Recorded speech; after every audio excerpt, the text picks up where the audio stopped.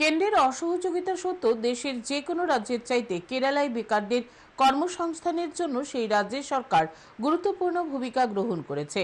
রাজধানীতে সিপিএম এর গণবিক্ষোভ ধর্নায় আলোচনা করতে গিয়ে একথা বললেন প্রাক্তন মুখ্যমন্ত্রী মানিক সরকার। কেরালায় বাম গণতান্ত্রিক সরকারের উপর কেন্দ্রীয় সরকার রাজনৈতিক ও অর্থনৈতিক আক্রমণ নামিয়ে এনেছে বলে অভিযোগ। শুধু তাই নয়, যুক্তরাষ্ট্রীয় ব্যবস্থার উপরও হামলা করা হচ্ছে। এর প্রতিবাদ জানিয়ে সারা দেশের সঙ্গে ত্রিপুরায়ও কেরালার প্রতি সংহতি জানিয়ে কর্মসূচি হাতে নিল সিপিএম। বৃহস্পতিবার আগরতলায় হয় কর্মসূচি। এদিন ওরিয়েন্ট চৌমুহনীতে গণবিক্ষোভ ধর্না সংঘটিত করা হয়। উপস্থিত ছিলেন প্রাক্তন মুখ্যমন্ত্রী মানিক সরকার, সিপিএম রাজ্য সম্পাদক জিতেন চৌধুরী, মানিক দে, রমা দাস, সুব্রত চক্রবর্তী সহ অন্যান্যরা।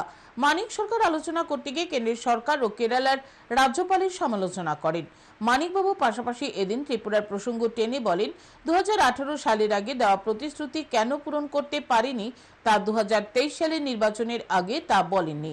তার অভিযোগ, মানুষের সঙ্গে প্রতারণা করেছে বিজেপি।